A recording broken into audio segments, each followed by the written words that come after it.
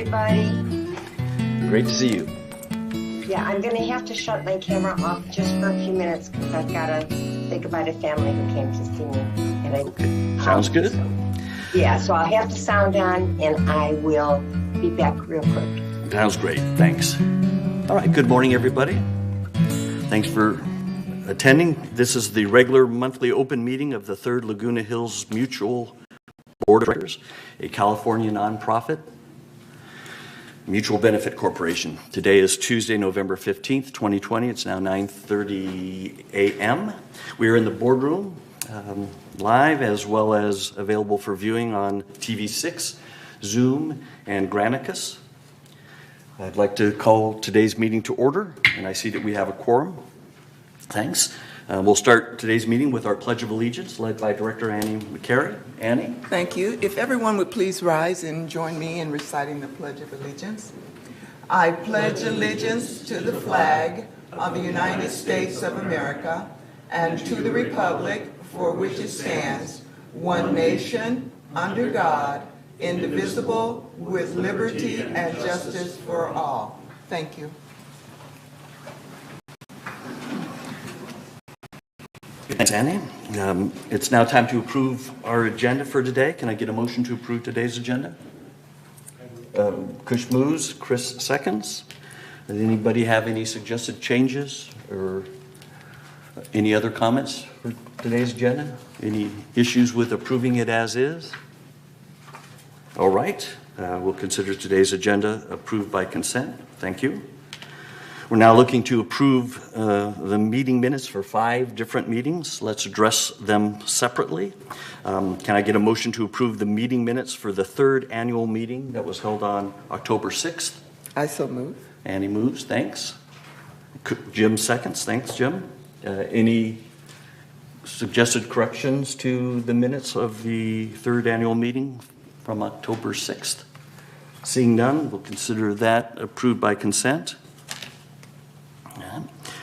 May I now get a motion to approve the minutes from the 3rd organizational meeting where the board voted for its officers? It was also held on October 6th.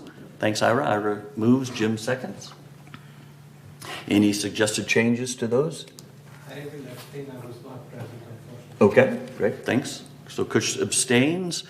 Anybody else have any questions, comments, issues? Okay, other than Kush's abstention, we'll consider those also approved by the rest of us by consent. And now, can I get a motion to approve the meeting minutes for the monthly 3rd open meeting that was held on October 18th last month? Chris moves, Jim seconds, thanks. Any suggested corrections, comments? I did have one on page 8 of 16, towards the bottom with regards to the Shepherd's Crook, kind of the right above where it says President Laws directed this to go back to the M&C committee. It says upon motion duly made and seconded, the motion was called to a vote and failed by a vote of 7-0-0. I think that should be 0-7-0. But that's all. Okay. Any other comments? All right. Trying to watch Don and Jules as well. I'm seeing that they're not raising their hands unless they're eating. All right. Great. Thanks. We'll consider those approved as well. 4th meeting minutes is the agenda prep meeting from November 4th. Can I get a motion to approve those? Jim, thanks. And a second? Anyone? Kush, thank you. Yeah. Any suggested changes, corrections to those minutes? Okay. Seeing none, we'll consider them approved. And finally, can I get a motion to approve the minutes of the special board meeting where we discussed committees held on November 4th? Jim moves. Ira seconds. Thank you. Any suggested corrections, changes to those? Okay. Seeing none, we'll consider those approved by consent. Thanks, everybody. We'll now move on to agenda item 5, which is the board's chair remarks. And, as has often been mentioned, the real work of boards gets done within committees. It is in committees that issues and actions get discussed and addressed, and where appropriate, our committees make recommendations to the full board for approval. One of this board's recent focus areas has been to assess our committees and clarify the priorities for each of them so that those priorities can be shared with the members as well as our staff. And it is then the hope that we can get some help from our knowledgeable and experienced members to become advisors for some of those committees. During agenda item 12C of today's meeting, the chairpersons of 4 of our committees will be sharing their priorities along with what knowledge and experiences they're hoping to get from committee advisors. As this board has assessed our committees, we also looked at whether or not all of the committees are needed. Each committee takes time from multiple board members, but more importantly, each committee takes valuable staff time. The time that staff spends preparing, presenting, and documenting each committee, and is time that they're not spending on more valuable activities. And so rather than have a lot of committees that take up a lot of time and focus on a lot of different actions, this board thought that it would be more effective to have fewer committees that focus on the most important actions, which can be more quickly addressed for our mutual. As a result of this assessment, the board has eliminated 4 committees and has revised the schedule of another one from meeting every month to meeting every other month. And so I feel that this board is progressing well to finalize our priorities and align staff to help us address our focus areas. If you're interested and available, please consider sharing your time and experience as we work to improve our community. So that completes my remarks for today. As always, thanks for listening and thanks for your support. We'll now move on to agenda item 6, where we'll have an update from the VMS board. VMS Board Vice President Wei Ming Tao is providing today's update. Good morning, Wei Ming. Good morning, ladies and gentlemen. Okay, here is the October VMS update. On October 27th, VMS has a contract open house. Can you get closer to your mic? I'm sorry. Okay, is it better? Yes. Okay, start over. October 27th, VMS had a very successful contractor open house. It was well attended. Many people were standing. But it was a very successful meeting because of the dialogue and the communications. And in the meeting, the purpose of the meeting mainly is just giving the resident and contract about the variance process and the mutual board consent process. And also, we invited the city permit department to be present because we always heard, is the city delay or is the VMS delay? And so it was really helpful to have the city permit department at the site. And also that there was very, very well communication. People give comments, and it's really a very good communicated dialogue meeting. And we will have future open house on quality basis. So the next one will be in 2023. And also we will have workshops for real estate broker, agent, and escrow professionals. Because at the meeting we found the realtor really a lot of problem because the realtor gave the wrong incorrect information. So people bought the house, had the wrong ideas, and they can just come here and do this, all the things they want to do because the broker told them. So it is very critical that we have a training or open house for the realtor. And my takeaway on this meeting is that it is very, very important that we communicate. And I think the biggest problem in our process is just people send information and went dead. They don't know who to call, what to expect. So we need, for VMS, need to establish pretty clear procedure, expectation, and communicate with the residents. And another one is that we need to encourage more contractors to attend the meeting. At the meeting, there was only a very few, and there was one contractor been here for 25 years. He really gave a lot of good input. Okay, that's for the open house of contractors meeting.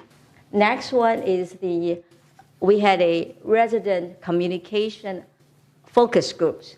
There were 6 focus groups held over 3 days. One group specific to multilingual residents, and one group specific to older residents. And the project scope is to identify what kind of channel most used by resident, like activities, governance, and other topics affecting resident well-being. And the effective or ineffective village communication channels, what words people look, what people watch, and method to improve our communication. Next. And the data collect using short questionnaire, group discussion, and professional outside facilitator observation. And this facilitator really helped us a lot. And the findings are as follows. We need to have better website, easily searchable, better translation tool, and proactive communication by boards about committee actions. People said information they come after the fact, so they need to know it beforehand. And master calendar for all village events and activity. That would be a huge calendar. You know how many activities we have here. And neighborhood and small community events with board member participation and more cross-cultural inclusion. Next one. Also, the next one is the Customer Service Improvement Plan, CSIP, I think. That's how you call it. It basically, the improvement plan to provide guidelines that help staff members provide consistent and positive customer experience. And there are 3 phases of excellent service. Phase 1. Phase 1 is the initial contact with the village residents. Normally it's the resident service. And this is the phase 1 is for typical situation. The frontline staff knows what to do. They are trained, with this information, this kind of program, this kind of issue, you do this. And so majority of the concern or issues are with phase 1. And the KPI result, this phase 1, majority are pretty well received and got very high score. So the next one, the problem one is the next step, is the phase 2, unique situation with the village residents. And these are the non-typical ones. And the frontline, they're busy where they have to finish so many calls and do so many things within some certain hours. So it's hard for them to handle this unique situation. So the process will be that, to train the staff to know what kind of situation you need to forward to the next level. And the phase 3 will be the internal dispute resolution with the board members. And right now we are focusing on the phase 2, the unique situation with the village residents. Next, please. So handling the phase 2, the unique situation with the village residents, the next level when the staff, frontline staff forward to the next level, there will be either senior staff or supervisor or managers. They will initiate the phone call, an email, or in-person interaction with continuous comment to assist, courteous comment, commitment to assist. And they will listen, and they will ask follow-up questions for clarification if needed.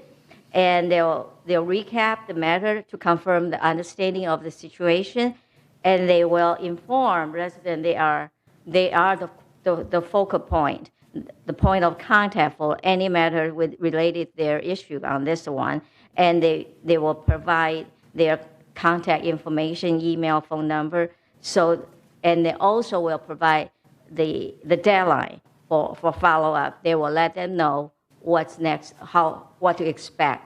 And the next page, and the point of contact, what they will do once they take over the case, they will investigate the situation, and they'll develop acceptable solution, and they will communicate an outcome status with resident before deadline. And they will reassure residents they have a partner. They will working with them to solve their issue. And the deadline standard will be this time next week. In other words, 7 days. Why it takes 7 days? Because these are the staff, they have regular working jobs. So they need to take time to investigate, find a solution. So we use standard seven days.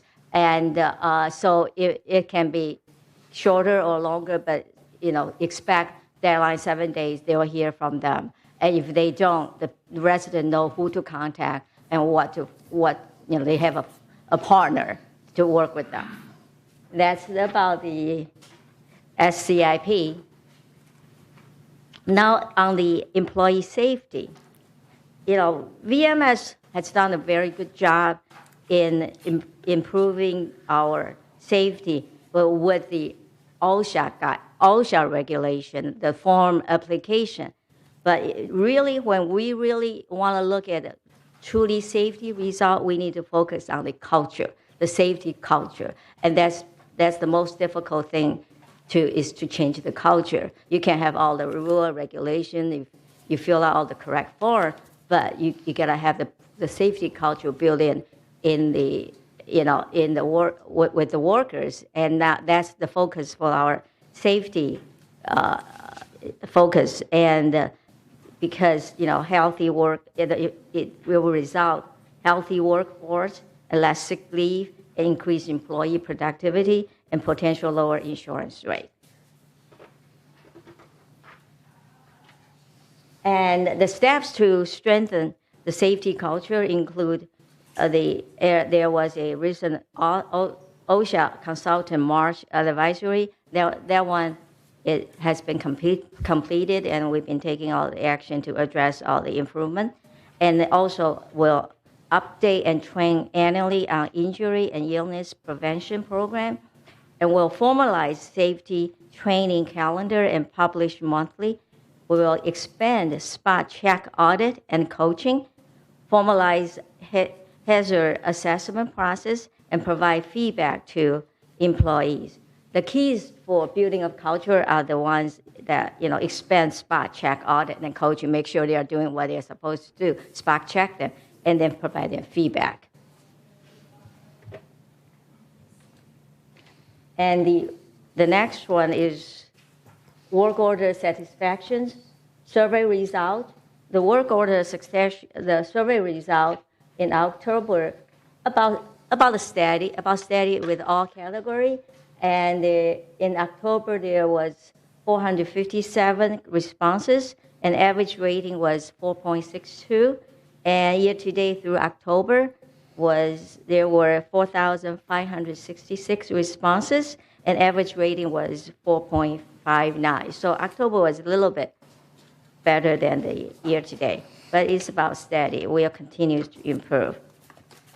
Lastly is the board director training coordination. On October 18th, training for new board members and refresher training for legacy board members will be held on October 18th. And the topic of training will include GRF trust, roles and responsibilities, fiduciary duty responsibility, duty of care, loyalty and confidentiality, introduction to all departments. So all department head will be coming to meet all the directors, and legislative updates. That's all the VMS updates for October, and these are the progress we call Operation Excellence that we've been doing, try to improve, take action to improve our continuously improve our operation, and we welcome all your input to help us improve. Okay, Thank great, you. Thanks. Why don't you stay there for a second, Wei Ming? Yes. Anybody have any questions? Looks like Annie does. I don't know if there's so much questions as, my thinking process. First of all, in terms of the focus group, the resident focus group, where the comment was made that the information is perceived after the fact. And we as board members and as committee members We do a lot in terms of inviting residents to the board meetings, to the committee meetings, so that this information can be shared before the fact.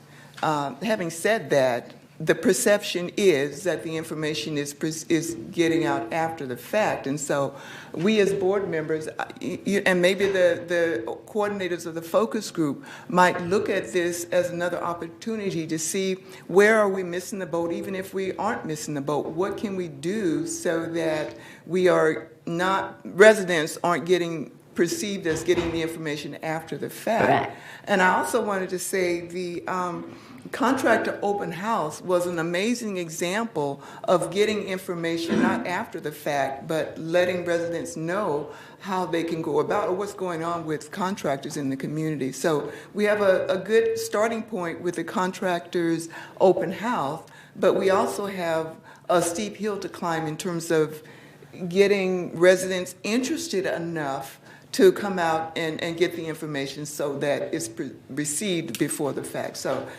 these are challenges we as a board and committee need to really look at, and thanks to the VMS staff for reaching out and getting this kind of information from the residents. Javon, you want to make a comment? I think we got a lot more detail we'll share with you how to improve the really communication channels. Javon, you want to talk? I was going to say, actually, the third mutual board is the most proactive of any of the corporations, so this may be least applicable to you of all the other corporations, but it's something we're striving on improving in this area and being consistent on the way we present information to the community. So some of that falls on staff as well to make sure there's a consistent way to provide that information. Thank you. Thank you. Thanks. Any other questions, comments for Wei Ming? Actually, I had a few. Just one comment. You talked about the work order satisfaction survey. The ratings were 4.62 or something. Just wanted to clarify that's out of a scale of 5, Right. Versus 10 that's right, or something. yes. Just the CSIP effort. Is that phase 2 that you talked about? Has that been implemented yet, or is it still in the process of being It is in defined? working process, and we expect. We are currently training on that. We've designated those go-to people in each of the departments, and Catherine Laster is leading the training effort with Chuck Holland. Okay. So that is underway now, and Okay. so we hope to implement December 1st. December 1st, great, thanks. And I know one of the things that I hear a lot is that people don't get back to me, staff doesn't get back to me when they say they're supposed to. There's a 7-day thing. Are we going to be able to track how often we miss getting back to them within that 7 days? Yes, and that's obviously why Mr. Holland is involved, to help us have the tools to track that. Okay, great, thanks. Thank you. Thank you. Okay, all right. Thanks, Wei Ming. All right. We'll now move on to our open forum. At this time, members may address the Board of Directors regarding items within the jurisdiction of this Board of Directors and not on the agenda. The board reserves the right to limit the total amount of time allotted for the open forum to 30 minutes. Each member is asked to speak no more than 3 minutes. A member may speak only once during the forum, and speakers may not give their time to other people. Members not in the boardroom can also share their comments by joining this meeting via Zoom or by emailing your comments to meeting@vmsinc.org to have your message read during this open forum should time permit. So Michaela? We have one speaker right now, Stuart Hack.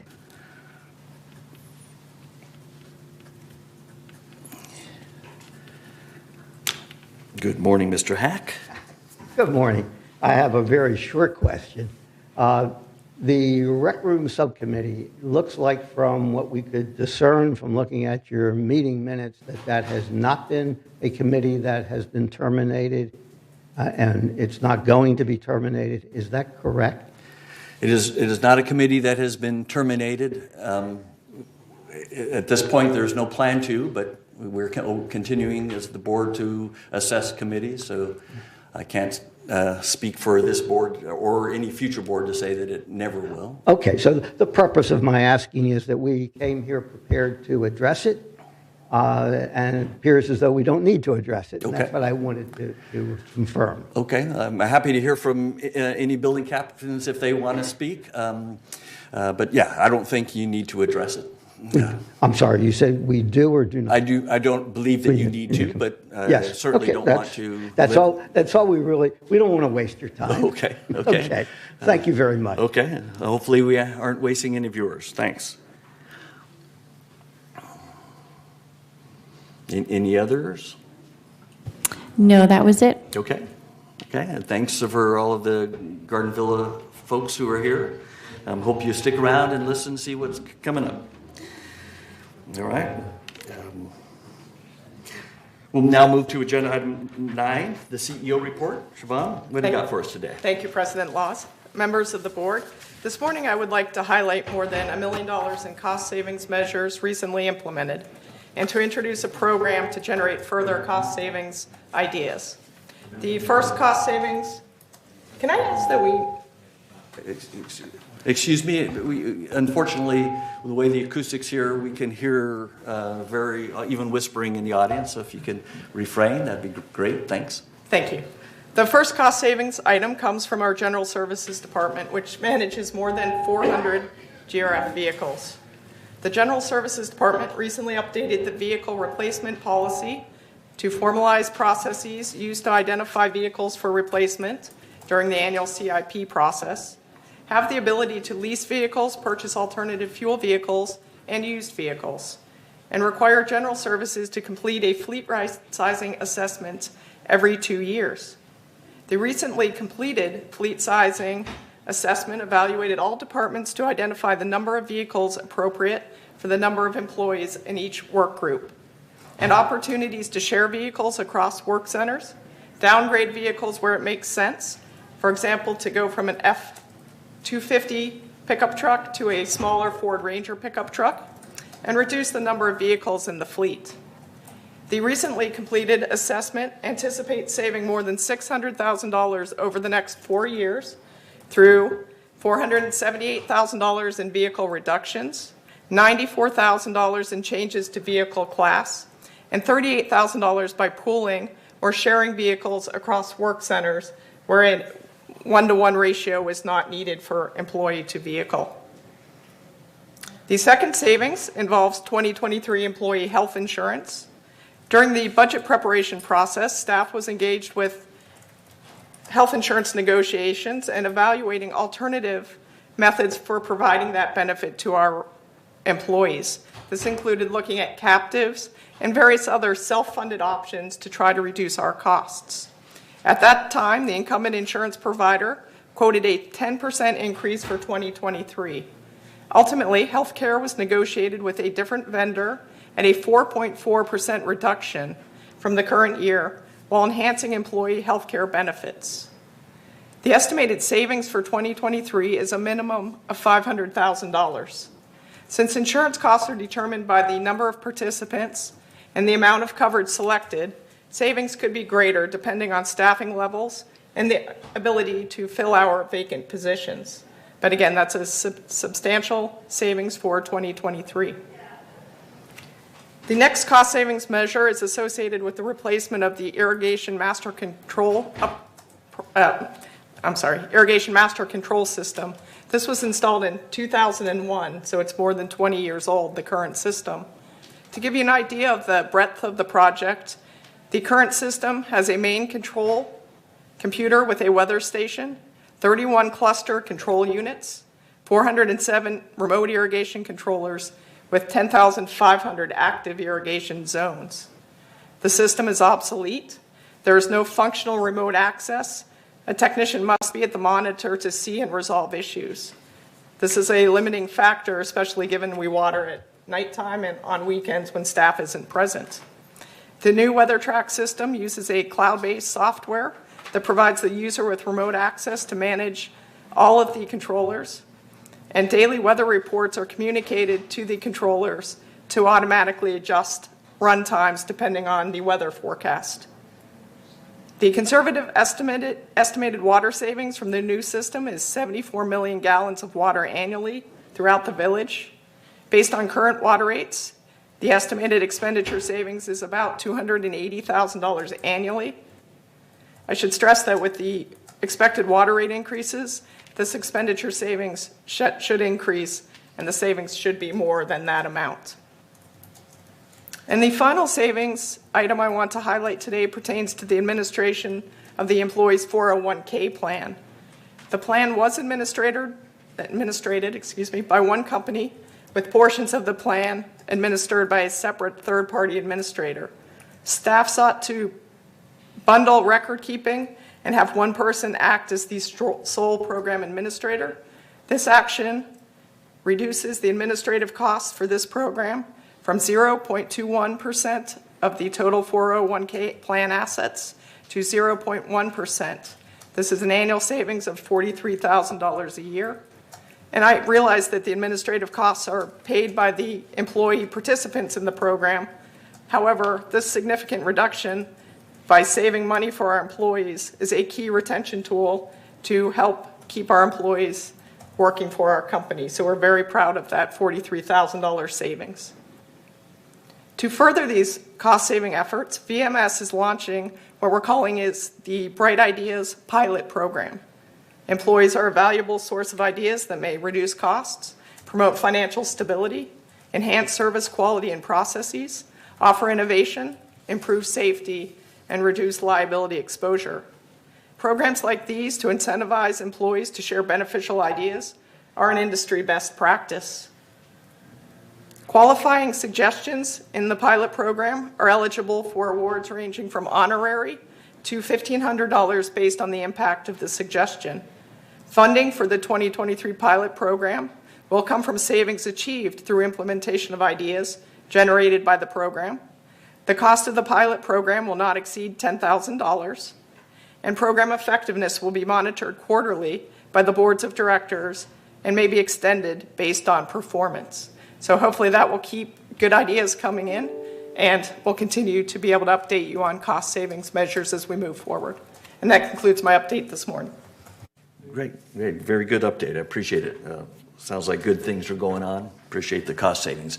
Any questions, comments by any members of the board for Siobhan? All right. Thanks again. Okay. We're now moving on to agenda item number 10, the consent calendar. All matters listed under the consent calendar are recommended for action by committees and will be enacted by the board by a single motion. Today we have 2 recommendations from the Finance Committee and 4 recommendations from the Landscape Committee. Can I get a motion to approve today's consent calendar? I see Jim moves, Ira seconds. Too slow there, Kush? I'll look your way next time. Any issues with the consent calendar? Any objections to approving it? Okay, seeing none, we'll consider the consent calendar approved. Thank you. Moving on to agenda item 11, unfinished business. This month we have no unfinished business to discuss, so we'll now move on to agenda item 12, new business. Agenda item 12A is for the board to entertain a motion to approve updates to the rules for board meetings. These updates were suggested by the Resident Policy and Compliance Committee as a result of noticing some discrepancies between the current rules for board meetings and the information in our director's handbook. Today we will be voting as to whether or not to submit these updates forward for a 28-day member review and comment. I'm not sure if anyone, so I think that's a good summary. So Chris, can you read the resolution for us, please? Yes, rules for board meetings. Whereas each owner member of Laguna Woods Village has an ongoing interest and right under California law to participate in the governance of their community, and whereas the Board of Directors of the 3rd Laguna Hills Mutual has an equal interest and duty under law to ensure that the management of the community's affair is carried out professionally and in adherence with the provisions of the Davis-Sterling Act. And whereas the Board of Directors wishes to promote order and regulate meeting time in an even and consistent fashion. Now, therefore, be it resolved, blank date, that the Board of Directors of this corporation hereby approves the attached revised rules for board meetings, and Resolved further, the resolution 03-20-80, adopted November 17, 2020, is hereby superseded and canceled. And resolved further that the officers and agents of this corporation are hereby authorized on behalf of the corporation to carry out the purpose of this resolution. All right, thanks, Chris. Can I get a motion to approve the update of the rules before we discuss this? Jim moves. I was waiting for you to prove it. Okay, Ira seconds. All right. Okay, and Kush thirds. All right. Are there any questions, comments from board members regarding these updates? Just, so this is going to go on 28-day notice. That's correct. For our residents. That's right. Thank you. Assuming it passes. Yes. Okay. All right. No, see any member comments, Kayla? All right.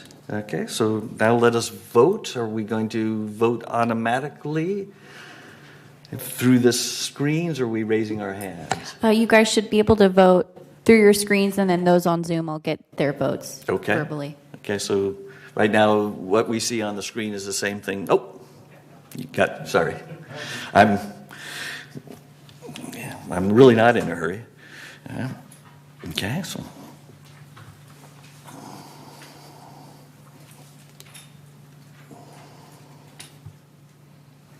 Okay, Donna, can I get your vote? And Jules, you're approving this. Okay, perfect. Thank you. Okay. Okay, motion passed. All right. The motion passes. So, again, as Annie mentioned, and hopefully I did as well, the intent is to now put this on 28-day review, or this is now, not the intent. This is now going on 28-day review. So this is where members have the opportunity to take a look at these changes and bring their comments to the board, either between now and the next board meeting or at the next board meeting, before we make the vote to whether or not to finalize these changes. So thanks. Agenda item 12B is to approve updated committee appointments. Specifically, the board has decided that the Finance Committee does not need to meet monthly, but can meet every other month. And there are a few committee advisor updates being made. Can I get a motion to proceed with voting for these minor committee updates? Kush moves, Jim seconds. Okay. Any questions or comments from board members regarding these minor committee assignment updates? And Michaela, any? Okay, no member comments. No member comments. Thanks. All right. So let us now vote on whether or not to approve these committee appointments.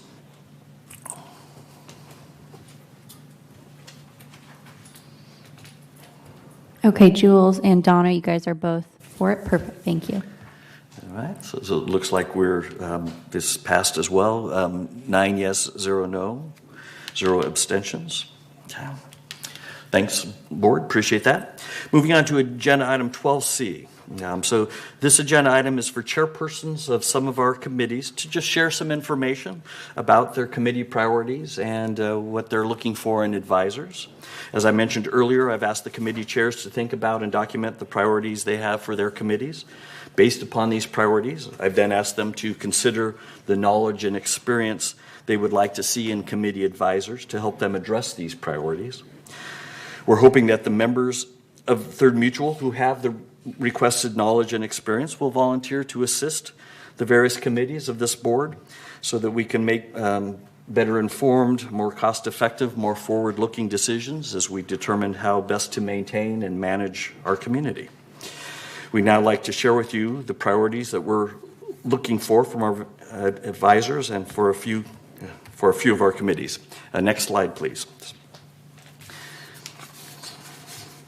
First, let me clarify our expectations of committee advisors. It is expected that they be prepared for the committee meetings by reviewing the agenda packages prior to the committee meetings, and then during the committee that they actively share their thoughts regarding the appropriateness and merits of the various policies and activities being discussed and considered. So essentially we want people that want to be active and share their opinions, share their thoughts, share their experiences.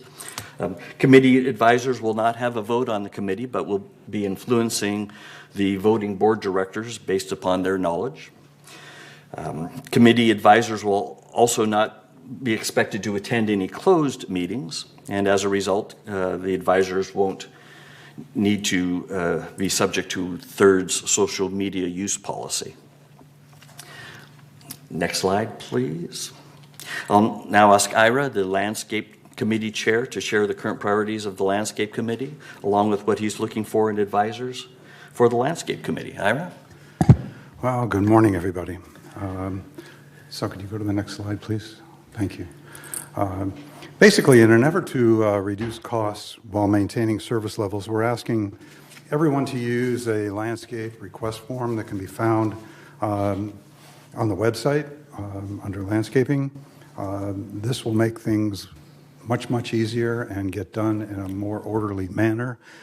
Give you an SA number to track your requests, and this is important with so many people asking for so many things, not to get lost in the shuffle. You'll have a reference number. This is very important. So for moving forward with turf removal, we are asking everyone to use this landscape request form and just specify turf removal as the reason for your request, or if you have any other request, please specify what it is.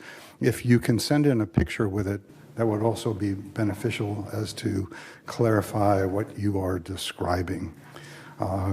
We are currently using a first area identified by staff along with a first submitted form by residents with an emphasis on problem areas to be renovated to get the biggest bang for our buck within our budget, so we can enable more work to be done.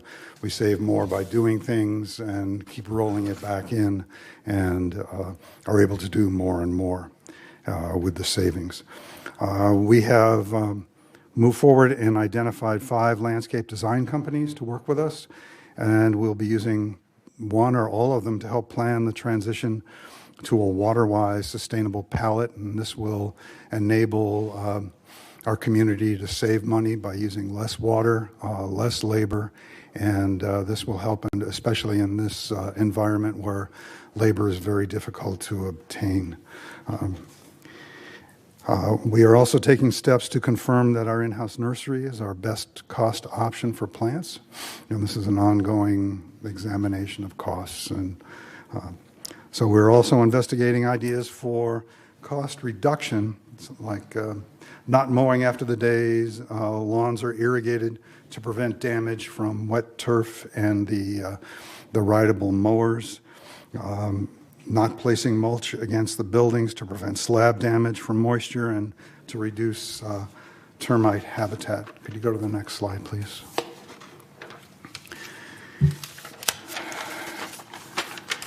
In order to improve the beauty of the landscape, we're piloting different methods of filling in bare spots on the slopes and other areas, trying to mitigate overgrowth on sidewalks with just a different attitude towards maintenance. We're asking staff to be trained on the changing landscape practices required for the new water-wise plant palette that we're expecting, as well as the changing requirements from the Orange County Fire Authority as far as the types of plants we can use, how far away from the building we have to put them, how to prune them, and so on, to prevent any fire problems. So this is including both pruning, planting practices to achieve correct spacing and make it easier for everyone to be on the same page and hopefully beautify our community as well. We have asked landscaping to have their team create tickets for anything that they see that needs correction while they're performing their regular tasks, rather than waiting for your complaint. We hope this will alleviate the need for you to send in requests for anything eventually. Hopefully the retraining of the staff to create their own tickets will be a success. This is all I can hope for. We're currently reviewing and revising all the landscaping policies and resolutions to make sure they're up to date and relevant. And we have started with a review of the committee charter as well as the landscape manual. Next slide, please. And with regards to committee advisors, as we're trying to bring our landscape into the 21st century, we need all the help we can get from anyone that's had significant experience within landscaping. And so if you have experience in commercial landscape, whatever it happens to be, residential landscape, whatever that happens to be, even if you are a intense landscape hobbyist or have been involved in landscape design or perhaps worked in a nursery with water-wise plants, anything related to landscape, we are interested in your input and your knowledge. So if you will email me, that would be to nathaniel.ira.lewis@gmail.com. We can take a look at what you have to offer, and hopefully it'll be something that we can use in the committee and help our community move forward with regards to our landscape. Thank you. Thanks, Ira. Next slide, please. Oh, you're there. All right. I'll now ask Jim, our chair for our Architecture Control and Standards Committee. We tend to just call it ACSC, and now you know why, which mainly focuses on manor alterations, to share the current priorities of this committee along with what he's looking for in advisors. Okay, can we go to the next slide, please?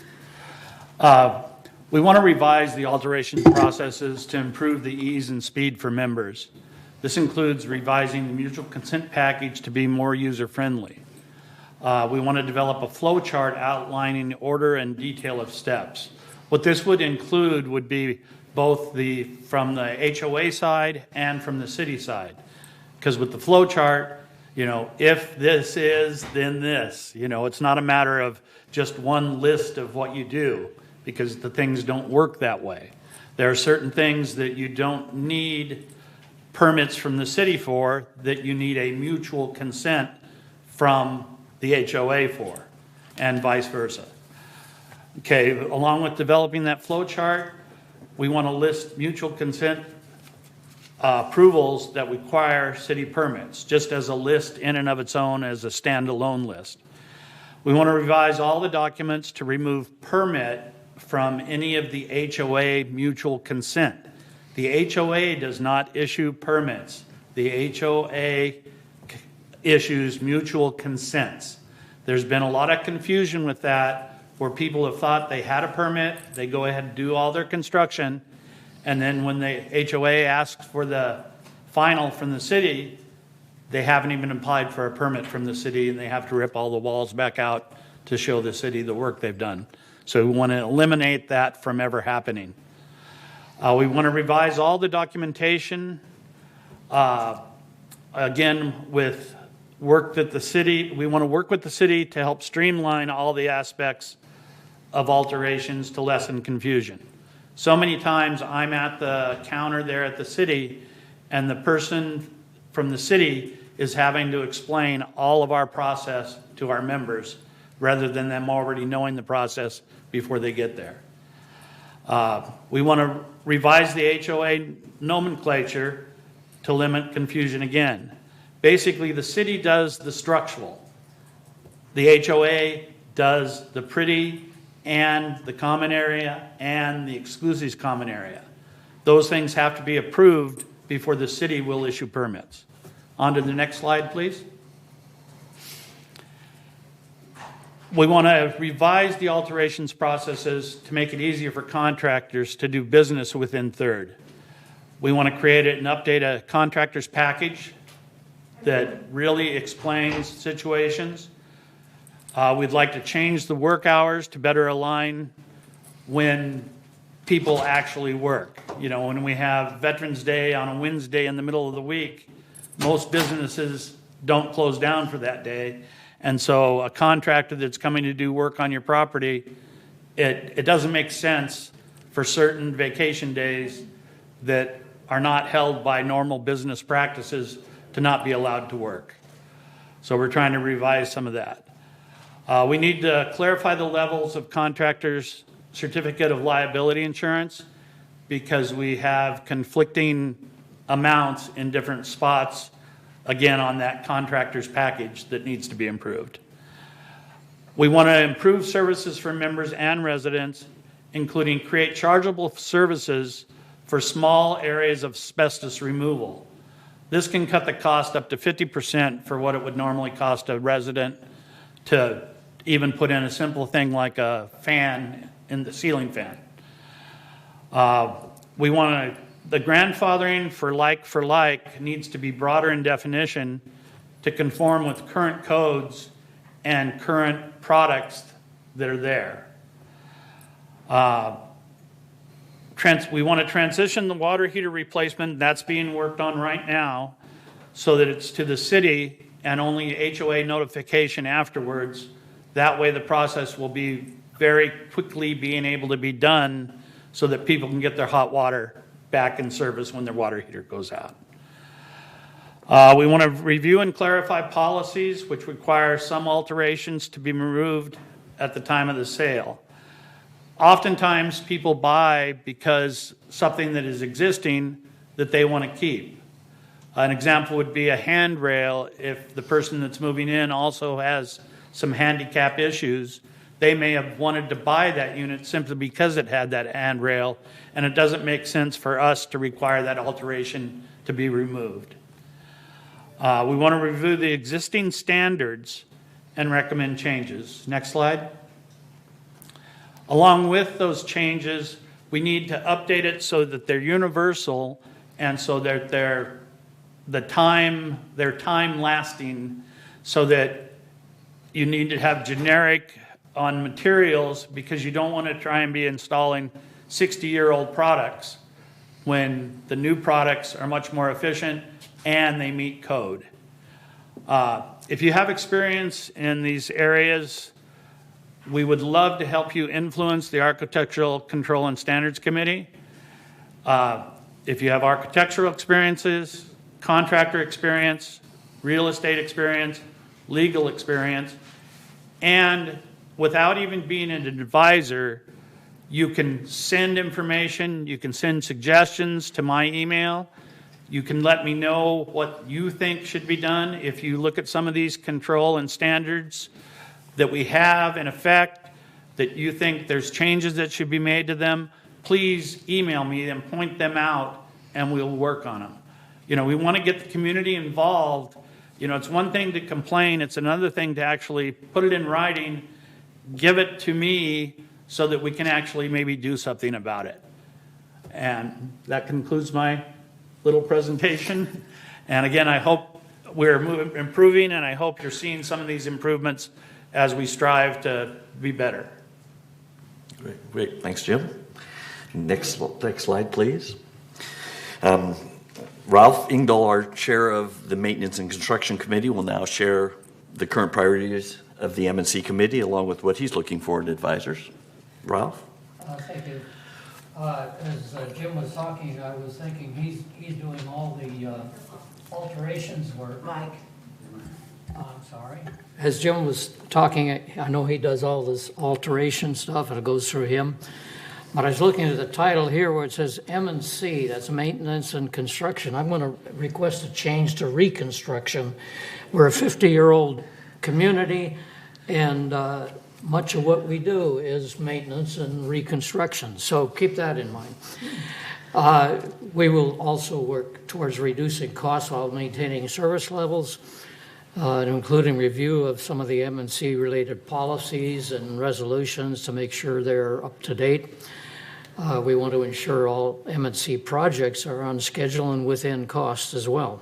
Next slide, please. Some of the general considerations are considering outsourcing projects and seeing whether that's worthwhile or not, or whether better to keep them in-house. Looking at our current flat roof material, this is mostly on the bigger buildings, but also on some of the smaller roofs, garages and so forth. we have looked at one material recently, one alternate material to what we have, and in the future we will consider these again and a few others. We'll also look at something like the effectiveness of fumigation when we have to move people out of a building and give them a place to stay for a couple of nights. That runs up a lot of money. So if we could find some other way to treat that, we will do so. It's important to stay on top of it for at least legal, local treatments. We want to consider solar and panel installations. We have some solar now. It has been saving us some money in electricity, so we're going to be looking at some more of that. We want to eliminate water intrusion events. That is a big item. Next slide, please. I put this on both sides because it is a big item. Water intrusion is a major problem because of all of the reconstruction. There are several sources of it. One of the things we're doing is we're installing pressure regulators in some of the lower lying areas because they still have to pump pressure up to the 3rd floor in some of these buildings. And if they're at a local level, that means they've got to push it up, and we don't want to push it up higher than we need to. It's just a matter of gravity and what we have to overcome. Vent deflectors, there's holes on the walls of some of these 3-story buildings for ventilation purposes, and there have been cases where some of those get, during heavy rains, water intrudes in there. So we were looking at that. Water seepage into Garden Villa garages is a huge problem. I went to the Garden Villa meeting the other day, and when I mentioned that, I thought I stirred up a hornet's nest because everybody seems to be concerned about that. I don't know what the problem is. I know that automobiles track water in during the rains, but there are other ways that it's leaking into, and we're going to try to resolve that, or at least find a way to handle it. We want to ensure we got lighting in common areas for safety's sake. Washer and dryers have been making noises in some of these 3-story buildings particularly, and it really annoys the people that have a room night or a building, their bedroom, whatever, right next to that washer dryer room. So we're looking at various things like that. We're even considering putting washers and dryers in multi-story buildings. That's been prevented in the past because not just structurally, but sound problems and drainage problems. So that's something that we'll probably be looking at. EV charging for cost-effective and fair solutions. It looks like we're being pushed that way forever, but that's a very expensive thing. We have, between our open carports and the Garden Villa buildings, which essentially have an open carport because they have parking beneath, there are over 400 places that we would have to install EV capability. So that's good, and none of them are going to be cheap. All of them would have to probably be rewired in order to satisfy the charging rates of some of these vehicles.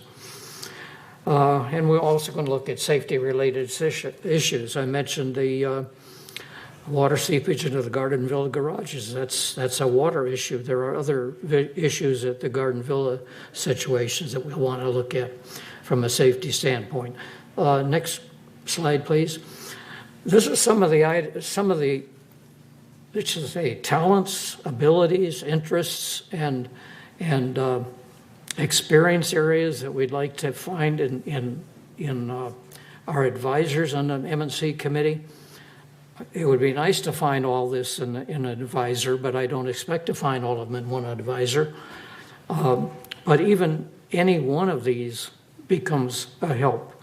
So if you're interested, you can email me, rceng2@gmail.com. Give me a little bit of your background and your interest area, and we'd love to talk with you. Thank you. Great, thanks, Rob. Good overview. Appreciate that.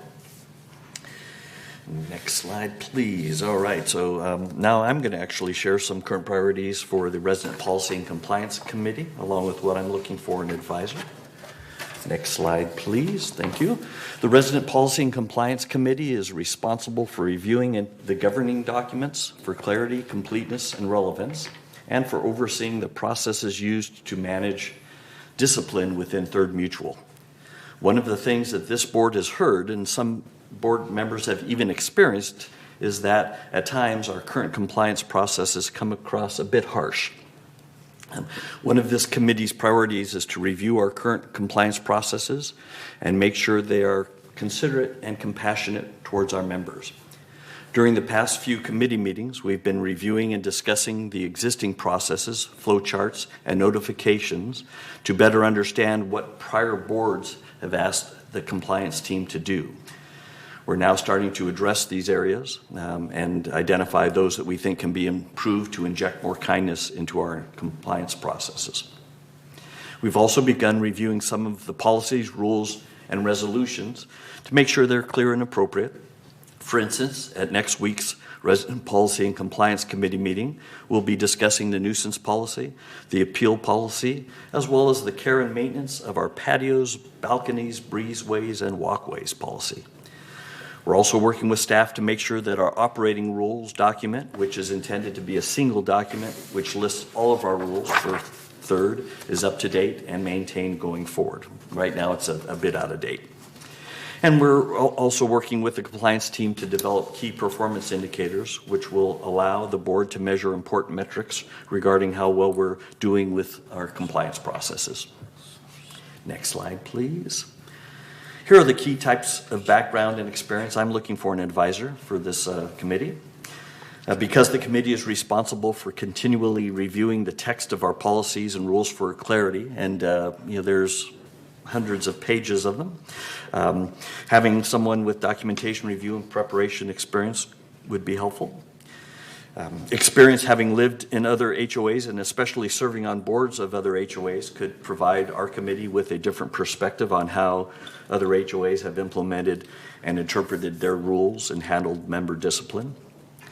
Because this committee deals with the processes of disciplining members who violate mutual rules, I believe some judicial experience could be helpful. Someone with policing experience could help by providing an enforcement of regulations perspective. And someone with experience in the resort or hospitality industry to provide a wonderful customer experience perspective could also be useful.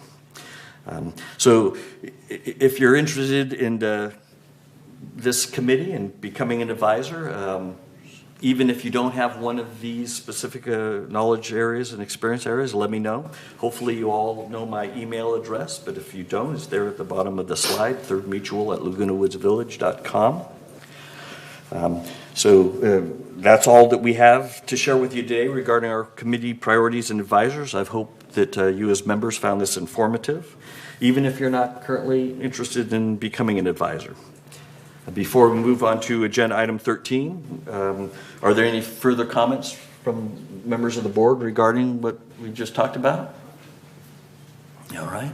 Ira, yes? I would just like to reiterate what Jim and Ralph have said. Even if you have a suggestion and don't want to be on the committee, please send in your suggestion. We're very open to new ideas, new methods of doing things, new materials, whatever it happens to be. If you have a suggestion, don't hesitate to send it in. That's all I have to say. Great, thanks, sir. All right. And any others? All right. And Kayla, we have any member comments on this? None? All right. Great. So we'll now move on to agenda item 13, where we'll be sharing our monthly Third Mutual Committee reports, starting with a report of the Finance Committee. Donna, looks like you're ready. I am ready. It's a good report, so I'm always ready to give positive reports. I did want to start with my own comments as the chair before we go to those slides, so you can leave them on the screen. But before we do that, I wanted to share with you, when we're working on the budget, And people always say, how do you manage or what do you do to try and keep the expenses down? And we've reiterated a couple of times that one is, of course, to cut expenses, but sometimes that's at the cost of preserving the community as we like it. Another is to look at innovative ways to save money by doing things differently than we've always done. The third way, and that's the one I wanted to highlight today very quickly, the third way is sometimes we need to spend money in order to ultimately save money.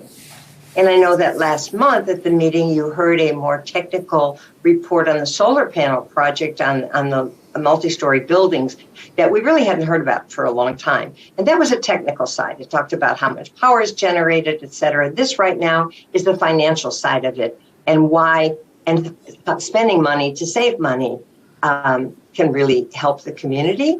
And so I just wanted to share very quickly with you to install those solar panels on the buildings that were done.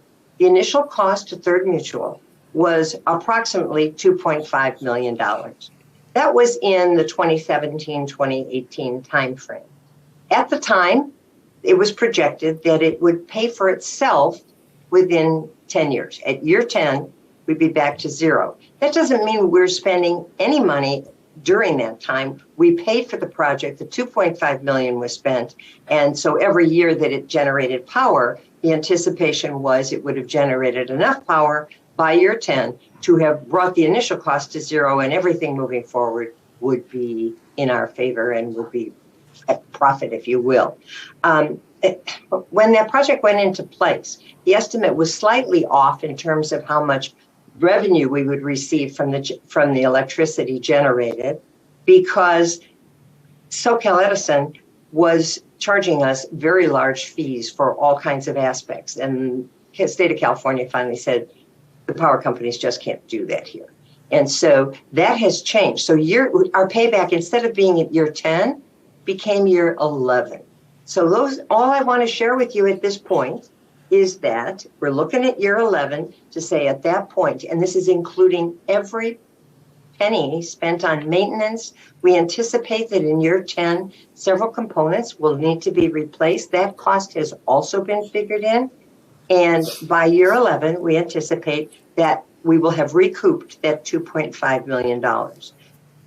The next set of, we have yearly things, which are kind of boring to go through a long list, but I just wanted to share with you that the list in lifetime functionality of these panels goes up to year 25. So really 14 years after reaching the payback level.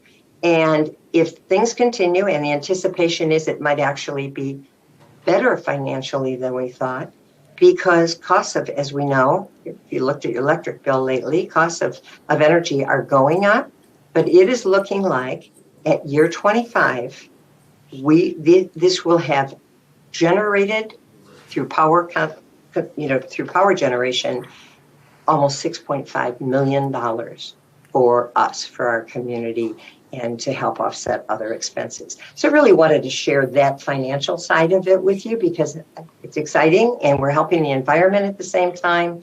And so it was sort of a win-win. And with that, now we're ready for these slides. The first slide is just that general income statement that we always have, which it's just very broad.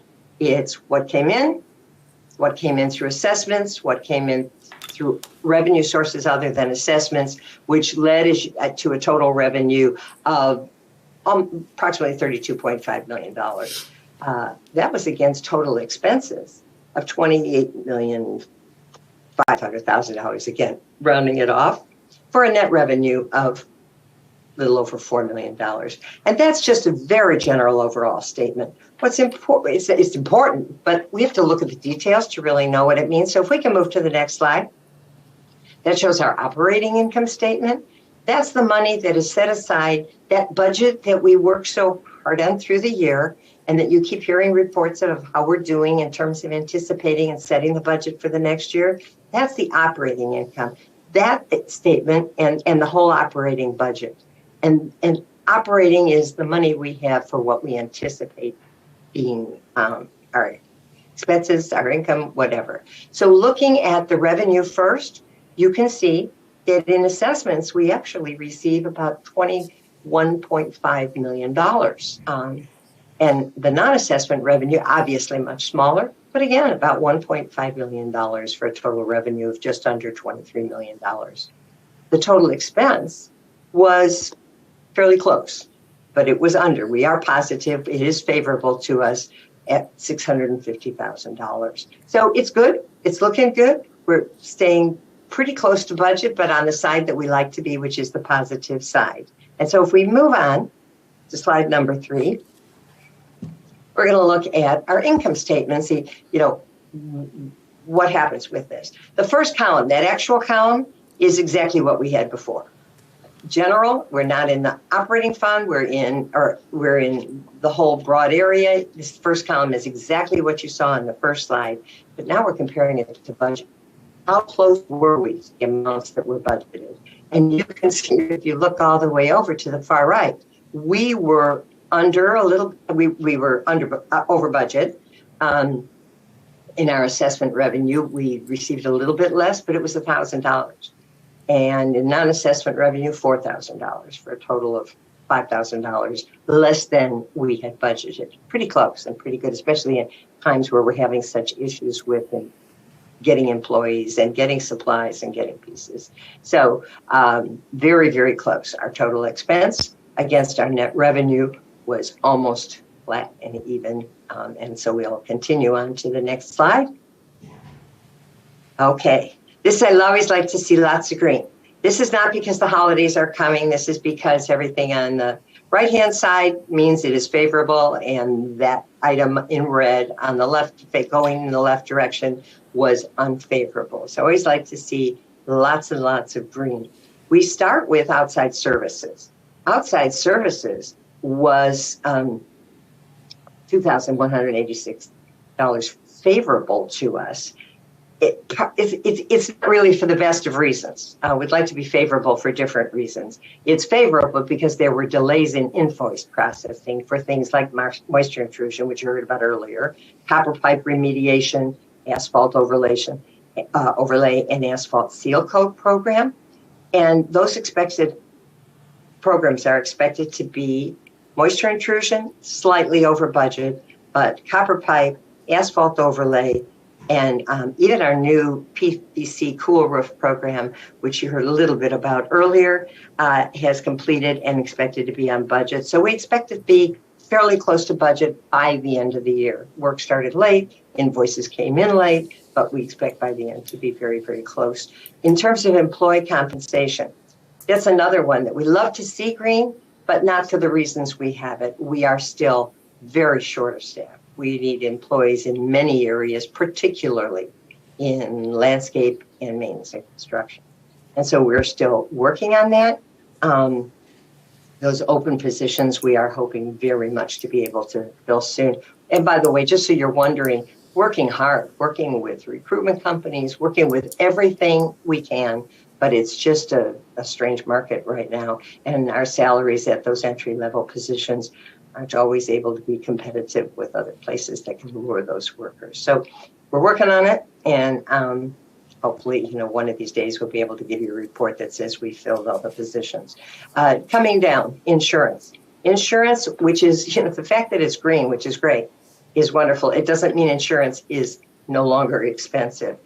It was $676,000 favorable to budget because we anticipated that the actual premium would be worse. But in fact, the premium is still, we renewed our property and earthquake insurance for $7.85 million.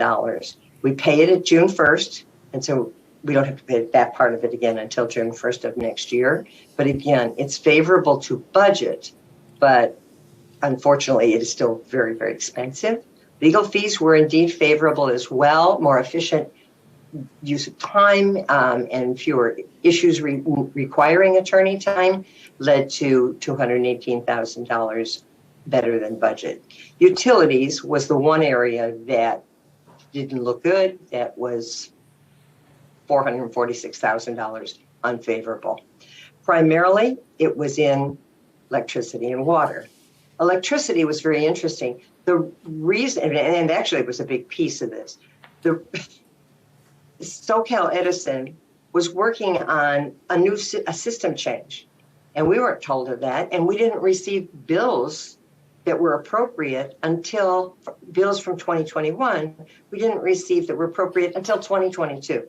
So we wound up unfavorable in large part because we were paying expenses incurred in 2021, but not knowing about them because we weren't billed paying in 2022. So hopefully that will be better. The water side of it was primarily on landscape. We had the drought. We were, doing our best. We have even been able to cut water, and thanks to Mother Nature and her generosity the last few days, things are looking good again. But that was the water was primarily landscape water. When the Water Conservation Committee reports, you'll hear the residential side, which just is a hint ahead of time. Very, very good. So moving on. This is I always like the pie charts. It kind of gives you a good picture of where things are. And so this is looking just at our non-assessment revenue. And as you can see, the largest piece of that pie is almost 30% comes from chargeable services. Next, followed closely, but not right on top of it, by permit fees, lease processing fees, laundry revenue, resale. It just gives you a nice sense of where our non-assessment revenue comes from. And so just take a look at it. You've got it available to you online through the packets. And so we like to just show it to you in that way. And if you can move on to the next one, this pie chart does the same thing for our expenses. Not surprisingly, at the very bottom, employee compensation and related expenses. That means benefits and costs related to maintaining our employees. And so that's over a third of our total expenses. And second, as I said before, while our insurance premium was less than anticipated, it is still 21% of our budget. Utilities, not far behind. Moving to outside services, about 16% of our total expense. Sometimes, though, because some of those outside services were to help us out during the open position time, that may change a little bit. That in some cases actually helped us because we got some work done. And then a very, very small, the allocation of the mutuals for material supplies and whatnot. But again, biggest thing, employee compensation and insurance together combined for over 50% of our total expenses. So let's move on. And we talked about the operating fund earlier. This is the non-operating fund, and we have several of them. We have the replacement funds. This community is, as you heard earlier, it's 60 years old. And we have things that are constantly being replaced, but we can't always anticipate what's going to be replaced. So that fund is sitting there to cover those things that might occur. Garden Villa fund is, and they actually, for elevator and laundry, they actually pay a little bit extra each month for those, and their rec room for those services. But again, very small in comparison to the others. It was $104,000 at the beginning of the year. It's $96,000 at the end of this year, and we are working to bring it up because there were quite a few expenditures. And so that's something that is kind of holding in a range. You'll see on the next slide where it shows bar chart. Don't go there. See that in the bar chart, kind of how that has gone over the last 5 years. Disaster fund. The disaster fund went down a bit. Last year we were permitted to, but also it's permitted because it was a disaster when we had that huge insurance bill. And so that is being paid back, and we are building that back up again. So it began the year at about $5,442, and it ended the year a little over $6,000. So let's move on. No, it was move on. Sorry, my apologies. It was move on to the next column. So we're not quite ready. Just one less. Yes, and that column that we hadn't gotten to yet was unappropriate expenditures. That's a very large way of saying contingency fund. These are the expenditures that we can't anticipate, but we always have to have standby money. And that fund, as you can see, holds very steadily. It began the year at 3.8 and it ended the year at 3.8, just right almost on target. And you see it all summarized at the end. So now let's go on to the slide that actually has the bar chart of these very same counts. And this is just to show you over the years from 2018 all the way through 2022, the amount and the stability of each of those funds. And I always have to point out that at the very top of the bar, above the blue, you see kind of a mustardy green line. It's very thin. That's the Garden Villa Rec Room Fund. And then the blue one being unappropriate expenditures, the disaster in yellow, and replacement funds in orange. And it's very important that that be healthy, that it be growing, because as our facilities age, we need to be prepared to be able to take care of them. So move on to the very last slide, which is not part of the main financial report. We just concluded all of that. This is just what we always do include at the end of the month. And that is year to date. And the year to date, please note the date was September 30th, even though we are into November, because November 1st was the day of the Finance Committee meeting. It looks like we're behind, so you'll see it next month. And so this figure, it's helpful, but not very. It shows you prices are going up. We show 2020, 21, and 22.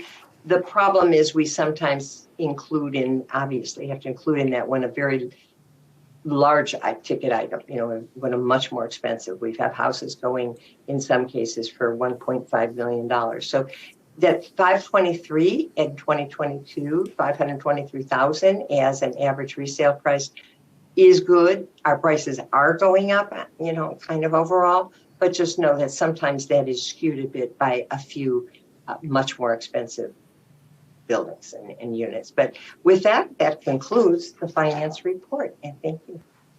Thank you, Donna. Yeah. Good report. I appreciate it. And next we'll have the Architectural Controls and Standards Committee. Jim? Okay. And in the other report, it was an overview of what we hope to accomplish. This is actually what we've got in the works and are accomplishing. We met on October 24th, 2022. We welcomed a new advisor, Lisa Mills, to the committee. Her expertise is in real estate. We also had a report of the fact that Robbie Doncost has vacated the position of manager, and Gavin Fogg is filling as the interim manager. So anybody who has projects in the works, be advised that Robbie Doncost is no longer here. You'll need to be contacting Gavin Fogg for the things that Robbie Doncost was handling for you. We also have pending issues. Some of these are a repeat of what we hope to accomplish, is the holiday work hours, Saturday work hours, insurance requirements for contractors, water heater replacement policy. We have already streamlined. We do have over-the-counter variances for variances that have been approved by the committee and are same or similar or almost exactly the same, can be done by staff over the counter, which streamlines the situation. We already have streamlined the situation by having the committee be able to approve variances. Four variances were approved by the committee this last meeting. The only time you have to go to the full board is if the committee denies the variance. You can appeal to the full board. So that step has really increased the timeline to be able to do things in a more efficient manner. We have items that are ready for the future agenda. Again, the other under 32 square feet and under 100 square feet asbestos abatement as a chargeable service, revised resale inspection fee schedule, revised standards relating to skylights, holiday work hour policy, Saturday work schedule, insurance requirements for contractors. Those are all on the agenda to be looked at and reviewed. Just want to thank the people that are part of the staff. Bart Mejia, Maintenance and Construction Assistant Director, Gavin Fogg, Manor Alteration Supervisor, and now the Interim Manager, Abraham Ballesteros, Inspector 2, Manor Alterations, and Sandra Spencer, the Administrative Assistant, and then overall, Carlos Rojas. And just keep in mind these names these are the people you're going to be dealing with. And again, the limited staff that we have has to keep taking over when somebody leaves and spread the work among them. So they're doing a really fantastic job. It may not seem that way from some of the people's perspectives, but we can only work with what we have. So keep that in mind. Our next meeting is going to be on November 28th, 2022 at 9:30 a.m. And that's the Monday after the Thanksgiving weekend. So we hope to see a few people there. Thank you. Thanks, Jim. Next, we'll hear about the Landscape Committee. Ira? Our last landscape meeting was Thursday, November 3rd, here in the boardroom. And basically, we discussed how our water conservation efforts have paid dividends. This is the monies that we've saved by cutting back on water, and it looks like there were 49 residents over in Gate 11 that said they were still too wet. So it looks like we'll be able to save more, and especially potable water, by reducing the landscape irrigation over there, which is good news. The savings is being moved from our water account into another account, so it'll be usable for landscape design and renovation for the landscape itself, which will give us a little bit of a head start for next year. And Kurt from our head of our landscape department talked about the installation that is beginning or has begun. 36 controllers out of the 507 or 407 have been delivered, and they're being installed. The staff is being trained. This, again, should save us a little money, should save us staff labor, and when they're all done, which is probably take a year. And then this will be able to be put back into our system to change our plant palette, which will hopefully save us more money and more labor time. We did have a tree donation by a past resident, and that was discussed as well, 2 new trees. And we're going to be continuing, as I mentioned before, with looking at all our policies, our committee charter, to make sure they're up to date and to be the best for everyone in the community. And that's about it. Thank you. Next meeting, just... Yeah, our next meeting, I believe, is Thursday, December 1st at 9:30 here in the boardroom. Thank you. Okay, great, thanks. Thanks, Ira. And then we'll now hear about what's going on within the 3rd Maintenance and Construction Committee. Ralph? Okay, the last meeting of the 3rd M&C meeting was on November 7th. We discussed various elements of our annual maintenance programs, and in particular the process for establishing priority of those programs based upon need and life expectancy.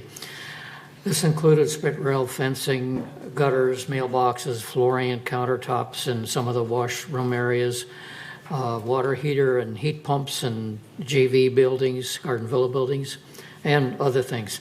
Staff further explained details of the increased paint and prior to paint cycle for our building exteriors from 10 to 15 years. Thank you to the guarantees of the warranties of the paint producers. Staff also updated us on the status of the French drain design inside Gate 11 to take care of that excess surface water that seems to flood everybody's backyard there.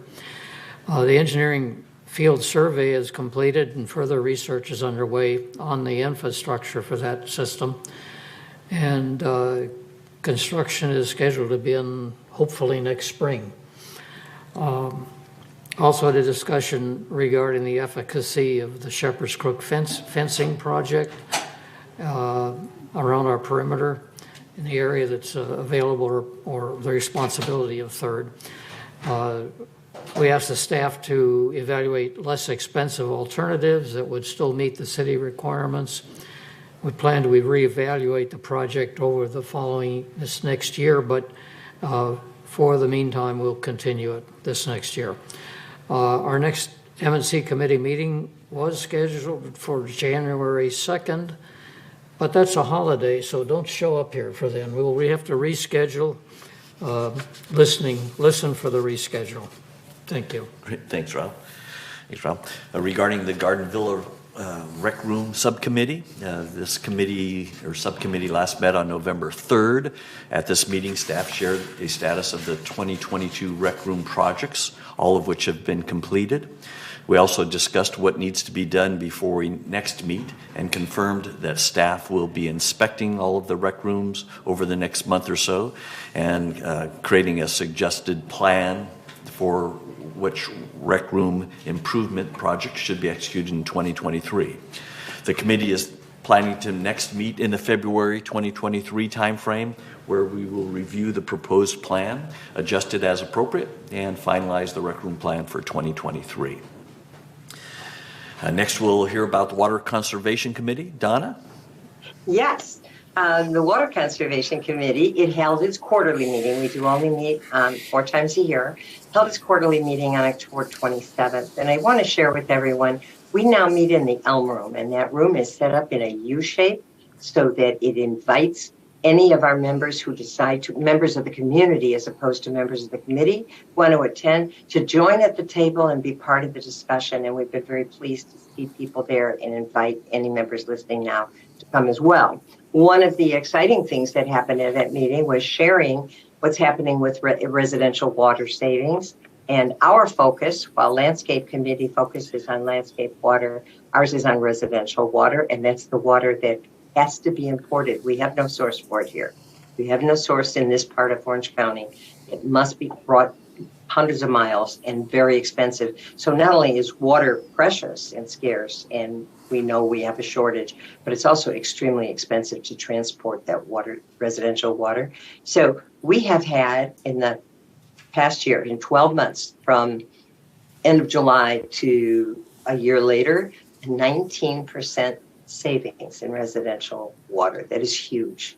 And it's thanks to efforts both of our M&C people, our people who come out and help repair leaks when residents report them. So please continue doing that, and to our water saving efforts. And so I'm very pleased to share with you, because it's nice to hear 19%, but what does that mean in terms of water?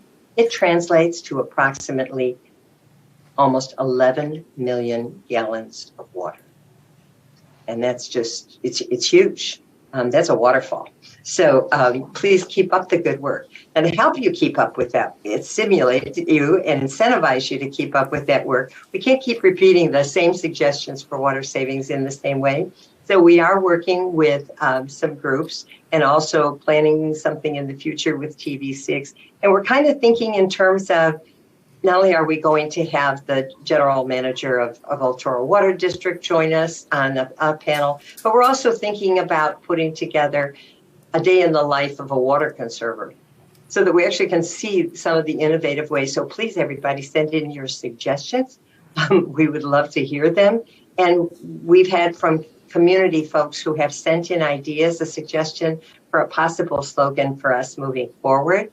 And it sounds really good, because what they said was, the water you save today is the water you'll need tomorrow. So we're going to kind of move in that direction. The next meeting, as we continue on that path, is January 26th, 2 o'clock, and again, in the Elm Room with that pretty table with room for lots of our members to join us. So thank you. Thank you, Donna. Great job, everybody, in conserving water. We all appreciate it. Oh, and I forgot to, speaking of, I do want to refer you all to the November 2nd email letter from Mark, from our president, and on his Wednesday letter, where he talked about something that the El Toro Water District has asked us to please comment on. And if you missed that letter, please go back and read it again. It's regarding those supposedly flushable personal hygiene wipes. They are not flushable. They are the primary reason that they're having problems with clogging sewer systems and trying to recycle water, and these wipes are in there. So please read Mark's letter. It was outstanding. It brought home a whole lot of details. And although it's not more of a report, I please want to direct you to that. And thank you, Mark, for doing it, because that was a hard piece to put together. So now I'm done. Okay, thanks. Thanks.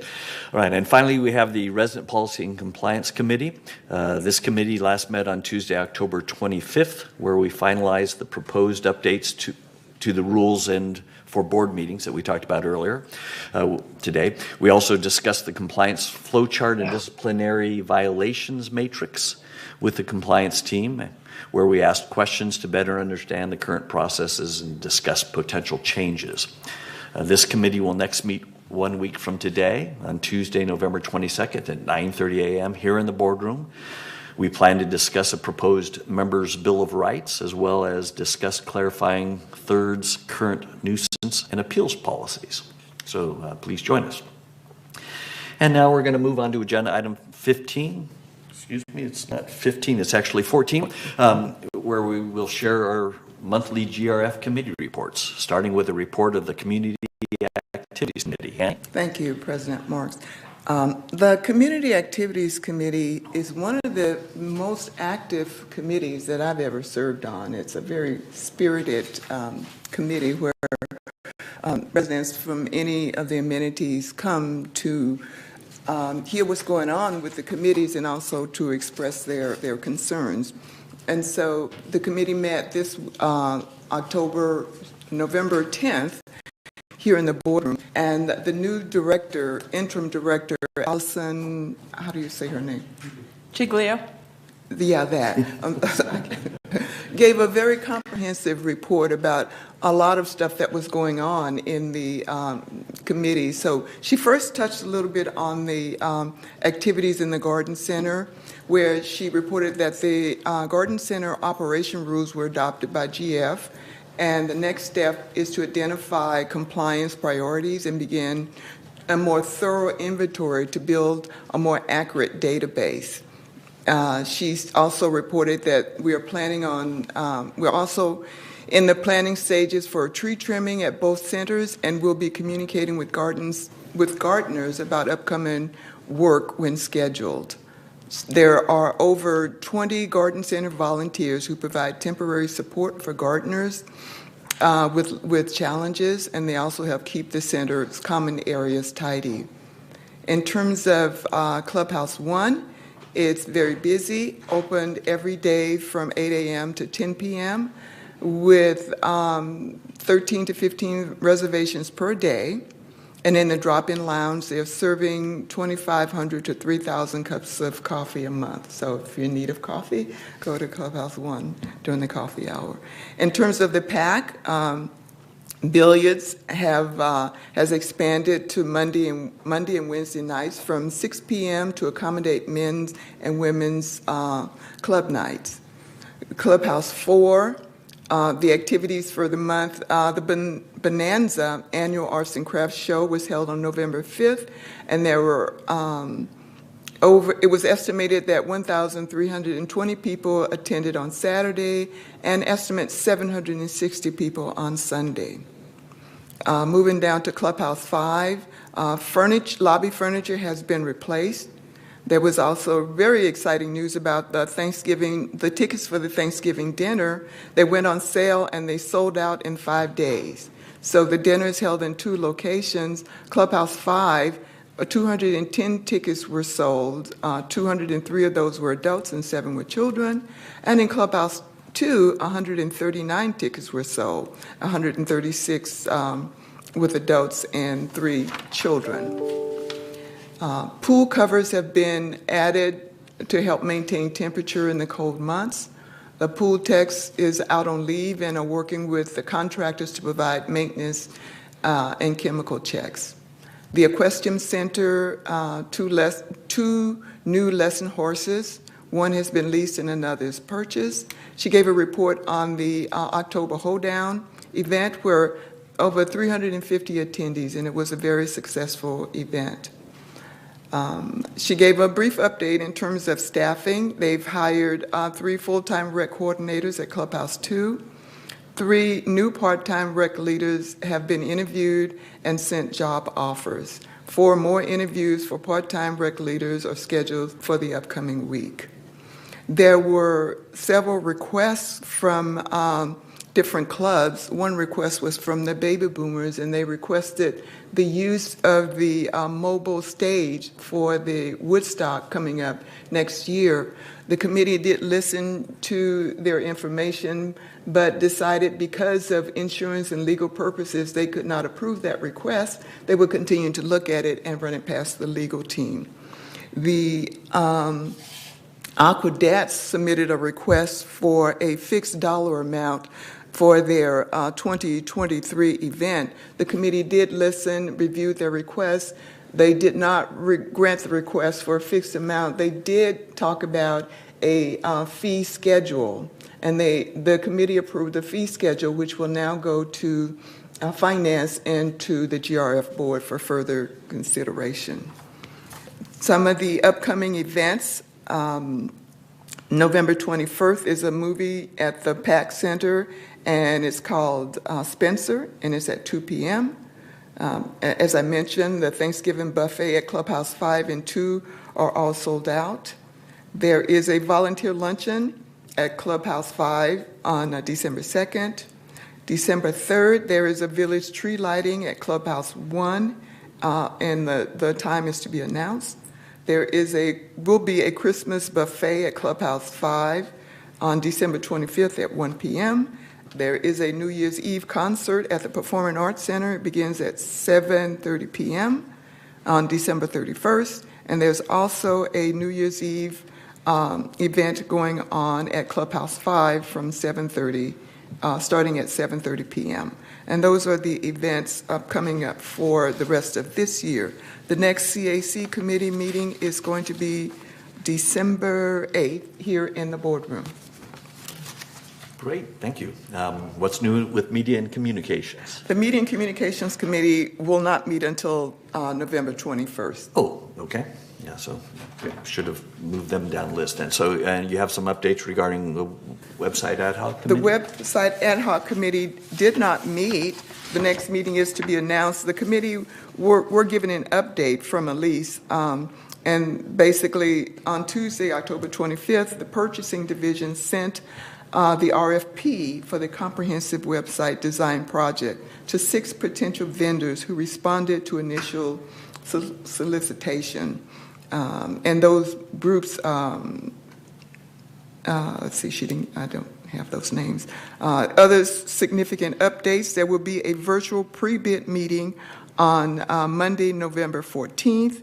There is a deadline for the RFIs to be completed, and that's November 28th, and the bids are due Monday, December 12th. And so those are basically the updates. The next committee meeting is to be determined. Okay. How about security and community access? Okay. The Security and Community Access meeting last met October 31st. We met here in the boardroom. It was a hybrid meeting. Chief Nunes gave a report. Briefly, he touched on the Disaster Preparedness Task Force, where he reported there has been one person hired to fill the emergency management part-time position. We're looking at reshaping the disaster preparedness, the whole process, taking baby steps to improve the process rather than delving in and trying to make things work that haven't worked. We're taking a back look and looking at the process from start to finish. The new staff person is also going to be monitoring the monthly radio drills, making sure that communication lines are working and working properly. The new disaster preparedness leader will also be looking at meeting with the clubhouse coordinators, going through all of the disaster preparedness lockers in the different clubhouses, making sure that they're stocked properly, making sure that the combinations on the locks are consistent, making sure that there's access. And also, Chief Nunes has a plan to meet with the city manager to discuss a CERT program, which will work with the Good Neighbor Captain program. And if you're not familiar what CERT is, it's a community emergency response team. And so we'd like to modify that so that it will work for our Good Neighbor captains and for people in the community. He gave an update on the RV lots. Lot A has 339 spaces, of which 309 are occupied. Lot B has 78 spaces and 60 are occupied. There is a wait list of approximately 132 names, but what they're doing right now is conducting an audit to make sure that those numbers are accurate.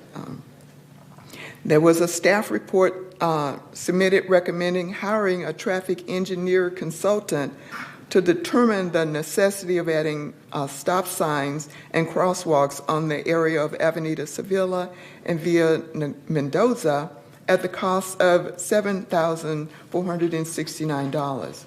The committee discussed it. The majority of the committee voted not to approve the recommendation, so that item is no longer on the table for discussion. There were some member comments. One had to do, one member was concerned and thought that there should be some extra security during the holiday season, especially on patrol. He didn't give any specifics, but thought it would be a good idea to have that extra security. Another member suggested that some gate arms be installed at the entrance into Gate 12, and they suggested that one arm allow for visitors and another one for residents. The committee agreed to look at it, but in the discussion, they thought it might be a little bit cost prohibitive at this point to look at something like that. But the committee will look at it and bring it back to the next committee meeting. Another member complained of seeing grocery store shopping carts throughout the community, and they thought that the gate ambassadors should be a little bit more vigilant in observing when people come in with those shopping carts and making sure that they have some words of deterrent for them. So Chief Nunes took those suggestions, and we'll have some more conversation, and there will be some more additional security patrol observing for those. That is the end of that report. The next committee meeting will be February 27th, 2023 here in the boardroom. Thank you.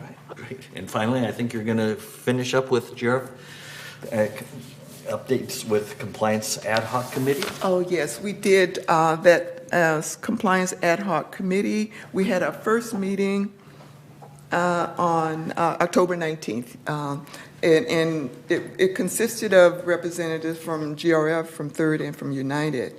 And the purpose was basically to look at the disciplinary process.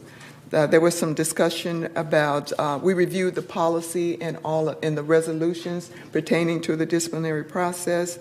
There was some discussion about GRF having its own extra hearing, but no movement, no decisions have been decided on that yet.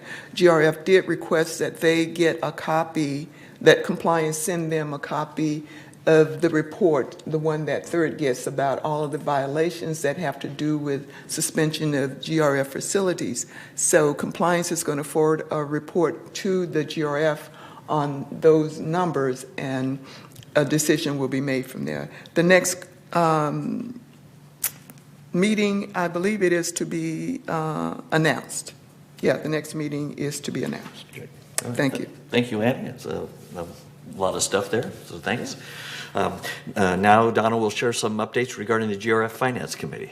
Donna? And actually, it'll be very brief. They did meet on October 19th, and their finance report is overall in many ways similar to ours. They're ahead of budget.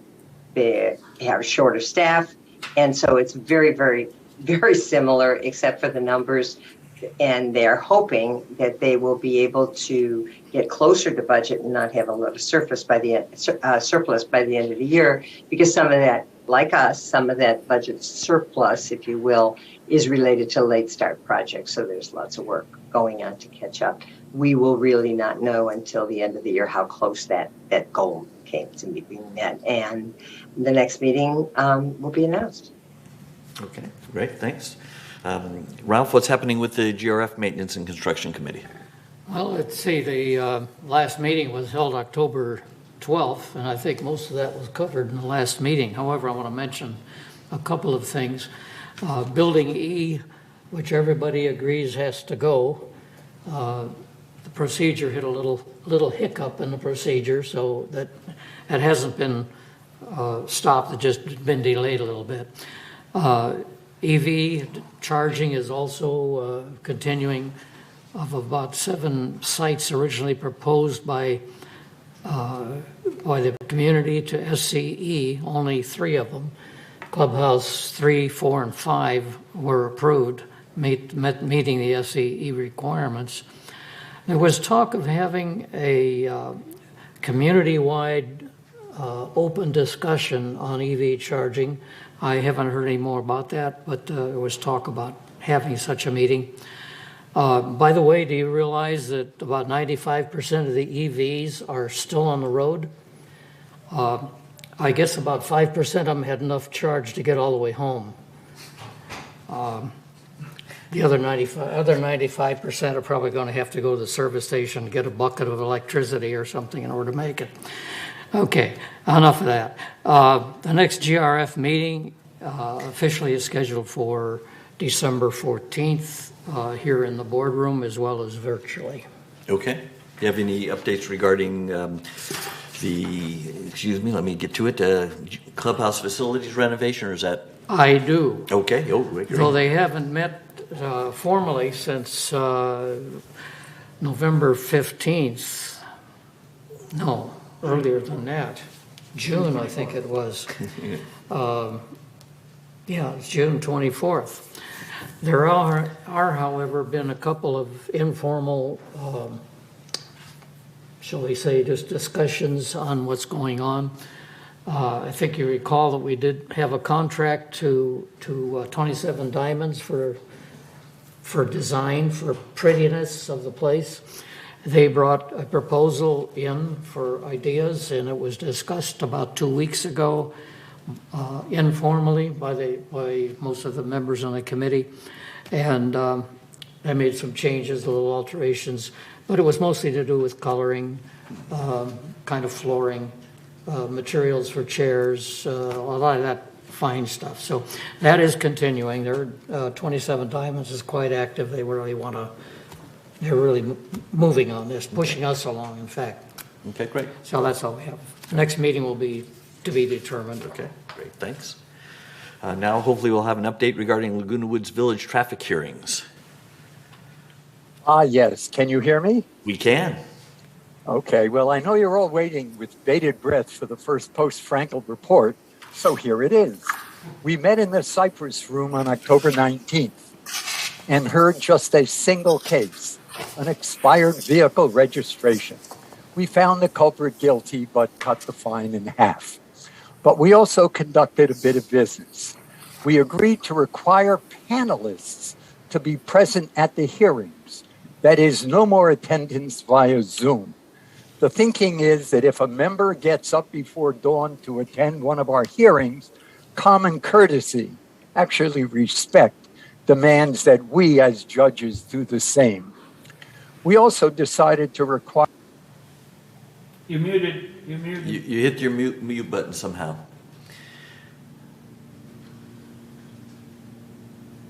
And near it. There you go. Okay. In any event, we also decided to require that all our potential convicts arrive at the same time, 9:15. The old procedure spaced out the hearings, every 15 or 20 minutes, and so many people didn't show up that we were simply left twiddling our thumbs. The new procedure follows normal court procedures in which you set up a session, you schedule it, people show up, they have a list of priorities, and you take it from there. We also decided to rotate the chair amongst the 4 boards, GRF, the Towers, Third, and United, thus finally abandoning the Ray Grow single chair practice of yore. Not surprisingly, we concluded our business in record time. For all those eager to witness the excitement of traffic court proceedings, the next traffic court hearing will be tomorrow in the Cypress Room at 9 a.m. Get there early, and that concludes my remarks. Great. Thank you, Jules. All right. I didn't realize you made it sound like those traffic hearings are open to people to join versus closed just to the people being discussing their violations. Only board members. Got it. Okay. Thank you. All right. Thanks for that. Thanks for asking. Thanks for the clarification. All right. Next, we have the Information Technology Advisory Committee. This committee, known as ITAC, currently meets monthly and last met on Friday, October 28th. The development team, consisting of consultants and VMS staff, has finished its analysis phase where it clarified the requirements from staff, reviewed the default functionality of the package application that we've chosen, and identified where the application needs to be changed in order to meet staff's requirements. The consultants have now created a demo environment and have begun loading VMS data onto that environment. The next steps are to hold what we call iterative sessions called conference room pilots, or CRPs, where staff sits down with the consultants, the staff exercises the functionality and identifies where it's not quite right, and the consultants then tweak it, and then a day or two later the staff kind of goes through this again. So it's kind of an iterative development, it's called, and that's going to start soon and should take several months. And the ITAC committee will next meet on Friday, December 9th to review the project. While we tend to meet monthly, the next scheduled meeting date was the day after Thanksgiving, followed by sometime around Christmas. So we're just going to meet in the middle of December and then probably sometime in early January. So they'll meet to confirm that everything's okay. And finally, the following GRF committees have not met since the last third board meeting on October 18th. The GRF Landscape Committee last met September 14th and is scheduled to next meet on December 14th at 1:30 p.m. here in the boardroom. The GRF Strategic Planning Committee last met on October 3rd and is scheduled to next meet on December 5th at 9:30 a.m. here in the boardroom. The GRF Mobility and Vehicles Committee last met on October 5th and is scheduled to next meet on December 7th at 1:30 p.m. here in the boardroom.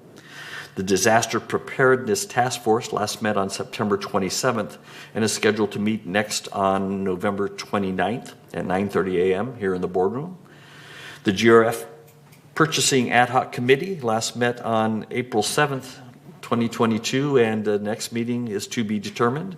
And finally, the GRF Insurance Ad Hoc Committee last met on July 25th, 2022, and the next meeting is to be determined. All right, that concludes our committee's reports. So now we're at future agenda items. What we have so far is at our next board meeting in December, we're slated to vote on whether or not to finalize the rules for board meetings that we discussed earlier today, or send them back to committee based upon any members' comments. Are there any other items that any director would like to add to an upcoming meeting? Okay, seeing none. I'm looking on Zoom, don't see hands raised. All right, great, we'll leave it at that for now. So now we're on to agenda item 17, director's comments. Since we often end in Zoom, I'm going to start with Zoom today. So Jules, I'm going to start with you. You have any director's comments for us today? I have no comments, thank you. Thank you. Donna? Just to say and wish everybody a very happy and healthy Thanksgiving, to both not only our board members who work so hard, but to our entire community. And other than that, no comment at all. Okay. Thank you. Donna? Kush, any comments? Yes, I do. Okay. Couple of them. Number one is please enjoy your Thanksgiving and have a great time. Number two is to congratulate Annie to be elected to the City Council and who will be leaving us very soon. So congratulations, Annie, and wish you all the best. Yeah. Excellent. Chris? No comment. Okay. Ira? I'll just reiterate what Kush said. Congratulations, Annie, and I have no other comment. Okay. Jim? Just an announcement so people are aware. I know we haven't got to Thanksgiving yet, but on December 3rd, there's a holiday tree lighting and toy drive, and that's pretty close after Thanksgiving, so just want to get it out there. It's going to be Saturday, December 3rd, 6 to 7 p.m. at Clubhouse 1. It's a free event. Please bring a new unwrapped children's gift. The fire department will be there to collect the gifts for children. There'll be hot cocoa and cookies. So please participate.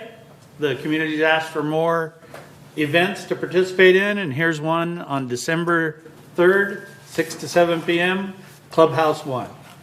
And then also congratulate Annie. And just a reminder, we are the city, so treat us well when you vote on the city council. Very good. Thanks, Jim. Ralph? No comment, thank you. Go ahead, Annie. I just want to say it has been my honor to serve on this board, to serve in Third Mutual. This is where I live, and this is where I've enjoyed serving, and so it's been a pleasure working with all the board members. Thank you so much, and thank you everybody out there who voted for me, and bye. Thank you so much. All right, thanks. Congratulations again from me as well. We will miss you. You do a lot of work on this board, so now we have the fun job of figuring out how we're going to distribute it out to everybody else. Good luck, and hopefully we'll see a lot of you and work together to help improve things for all of us. All right. Siobhan, you have anything you want to share? Just a happy Thanksgiving to everyone in our community. Thank you. Thanks. Kayla? No comment. Okay, excellent. All right, well, the business of our open meeting has completed. It's 11:30. At this time, the monthly board meeting will recess for 30 minutes, and we'll reconvene to executive session. Thank you very much.